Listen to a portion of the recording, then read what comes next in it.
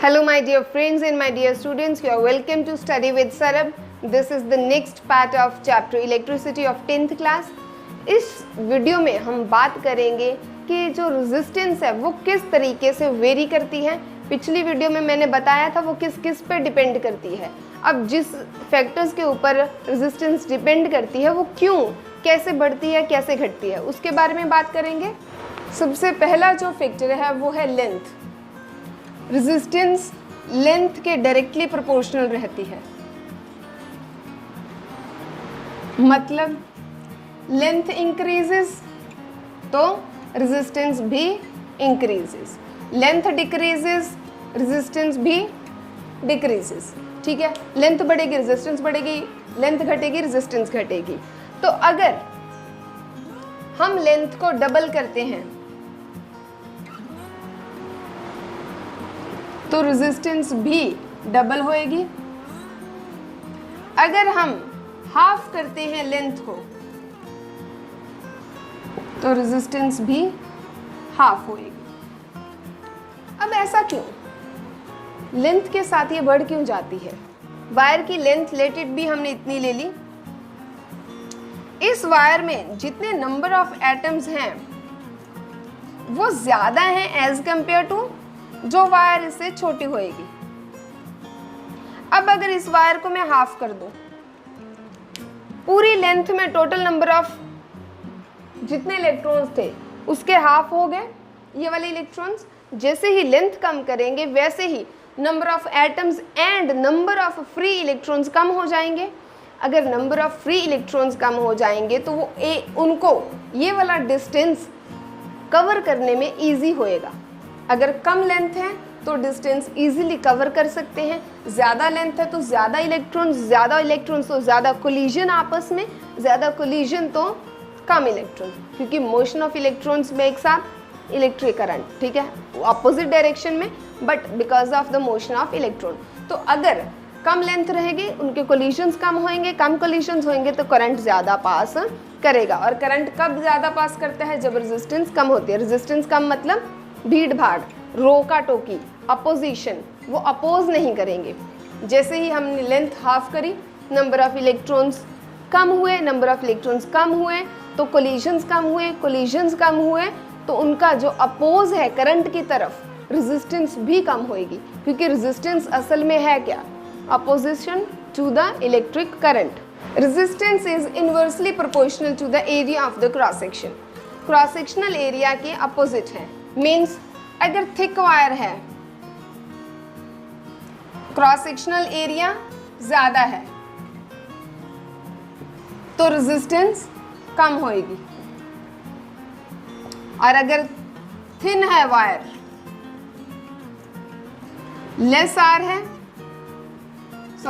Less area है तो more resistance होएगी। अब ये भी क्यों? लेट इट बी, दो वायर्स हैं, एक इस क्रॉस सेक्शनल एरिया की, एक इस क्रॉस सेक्शनल एरिया की, लेंथ दोनों की सेम है। अब मैंने क्या देखना है कि ये ज़्यादा क्रॉस सेक्शनल एरिया है तो यहाँ पे इलेक्ट्रॉन्स जो एटम्स में प्रेजेंट हैं, फ्री इलेक्ट्रॉन्स बड़े आराम से मूव कर सकते हैं। लेकिन जो थिन वायर है उसमें इलेक्ट्रॉन्स एक दूसरे के बीच में कोलाइड करेंगे ज़्यादा, और ज़्यादा कोलिजन मतलब ज़्यादा रेजिस्टेंस, क्योंकि ज़्यादा कोलाइड करेंगे, फ्लो नहीं करेंगे तो करंट नहीं आएगा। इट मीन्स रेजिस्टेंस ज़्यादा आएगी। थर्ड है, अब अगर मैं एरिया डबल कर दूं, एरिया डबल किया, जैसे ही मैं एरिया डबल करूंगी रेजिस्टेंस मेरी हो जाएगी 1/4।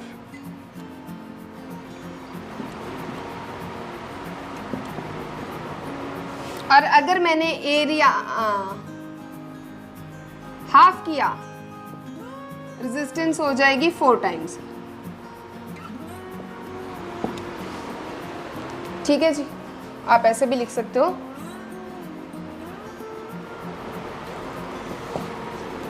तो अगर आपका एरिया डबल करते हो रेजिस्टेंस 1/4 हो जाएगी, एरिया हाफ करते हो तो रेजिस्टेंस 4 टाइम्स यानी कि 4 गुना बढ़ जाएगी।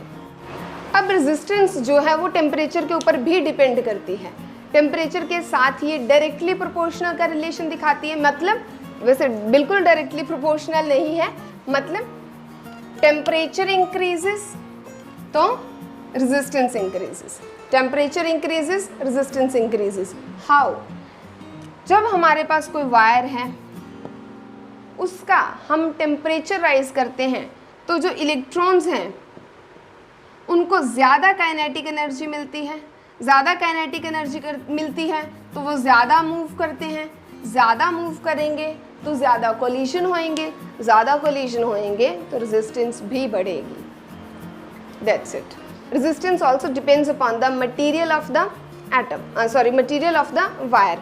हर एक मटेरियल की अपनी अपनी एक स्पेसिफिक रेजिस्टेंस रहती है जिसके हिसाब से हमारी इलेक्ट्रिकल रेजिस्टेंस कम ज़्यादा होती रहती है। It depends upon the material totally.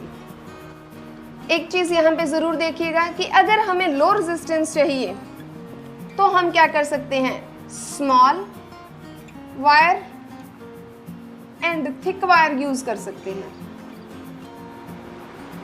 अगर हमें हाई रेजिस्टेंस चाहिए तो हम long and thin wire use कर सकते हैं। शॉर्ट एंड थिक में लेस, लॉन्ग एंड थिन में मोर। अब यहाँ पे मैंने डायरेक्टली प्रोपोर्शनल का जो साइन है, प्रोपोर्शनैलिटी साइन हटा के मैंने यहाँ पे इक्वल लगाया और this is called rho which is resistivity. अब रेजिस्टिविटी क्या होती है? रेजिस्टिविटी का मतलब है किसी भी मटेरियल की specific resistance. Specific resistance of a material is known as resistivity.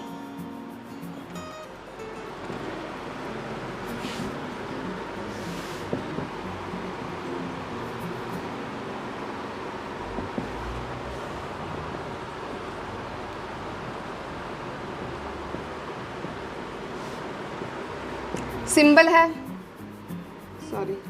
रो और ऐसा यूनिट है इसकी ओम मीटर। ओम मीटर इसकी ऐसा यूनिट रहेगी। अब रेजिस्टिविटी जो है वो कंडक्टर्स की, कुछ कंडक्टर्स की जो गुड कंडक्टर्स हैं उनकी कम होती है, जो बैड कंडक्टर्स हैं उनकी ज़्यादा होती है।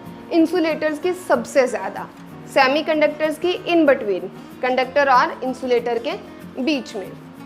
अब कई बारी ऐसा होता है कि हमें रेजिस्टिविटी कम चाहिए, कई बारी ज़्यादा चाहिए। अगर रेजिस्टिविटी कम है तो हम देख सकते हैं कि ये रेजिस्टेंस को भी इफेक्ट करेगी। रेजिस्टिविटी कम है तो रेजिस्टेंस कम होएगी। ये वही है जो मैंने कहा था, it depends upon the nature of the material. Nature of material के हिसाब से ही रेजिस्टिविटी होती है। अब सम टाइम ऐसा होता है कि हमें हाई रेजिस्टेंस चाहिए। हाई रेजिस्टेंस के लिए हम देखते हैं कि हम मटेरियल ही चेंज कर लें, अगर लेंथ और एरिया के अलावा हमें कुछ देखना है तो रेजिस्टिविटी इंक्रीज करनी पड़ेगी। रेजिस्टिविटी इंक्रीज करने के लिए हम बनाते हैं एलॉयज। एलॉयज मीन्स कॉम्बिनेशन और mixing of more than 2 metals. 2 से ज़्यादा मेटल्स की हम लोग कॉम्बिनेशन करके एक नया मटेरियल तैयार करते हैं जिसे बोलते हैं एलॉय। और एलॉयज की जो रेजिस्टिविटी होती है वो बहुत ज़्यादा होती है। और उन एलॉयज का फ़ायदा क्या है या उन एलॉयज को हम कहाँ पे यूज़ करते हैं? हमारे जो डेली लाइफ में अप्लायंसेस हैं, जैसे कि आपकी आयरन, जिससे आप कपड़े आयरन करते हो, या आपके टोस्टर्स वगैरह, उन सब में एलॉयज यूज़ होते हैं। जैसे कि निक्रोम वायर, निक्रोम में है निकल, chromium, manganese, ferrous. 4 elements present हैं जिनसे ये एलॉय बनता है। ये एलॉय में हीटिंग इफेक्ट दिखाई देता है। एलॉयज हमेशा हीटिंग इफेक्ट शो करते हैं। वो क्यों? क्योंकि जैसे ही हम टेम्परेचर राइज करते हैं, टेम्परेचर राइज करने से इनका हीटिंग, इनके जो इलेक्ट्रॉन्स हैं वो बहुत ज़्यादा कोलिजन दिखाते हैं। जितना ज़्यादा टेम्परेचर राइज करेंगे इनके इलेक्ट्रॉन्स को उतनी ज़्यादा काइनेटिक एनर्जी मिलेगी। जितनी ज़्यादा काइनेटिक एनर्जी उतने ज़्यादा कोलिजन, और कोलिजन से हमेशा हीट प्रोड्यूस होती है। और सेकंड रीज़न है एलॉय यूज़ करने का कि ये बहुत जल्दी ऑक्सीडाइज नहीं होते अगर हम हमारे इलेक्ट्रिक आयन में से बहुत ज़्यादा करंट पास करवाते हैं तो वो कभी भी बर्न आउट नहीं होती, उसकी वायर वो चलती रहती है और ज़्यादा हीट करती रहती है। So this is all about the resistance and resistivity.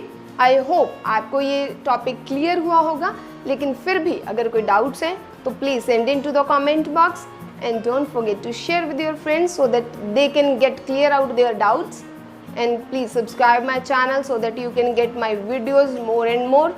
और उसके लिए आपको ज़रूरी है बेल आइकन को प्रेस करना। Thank you so much.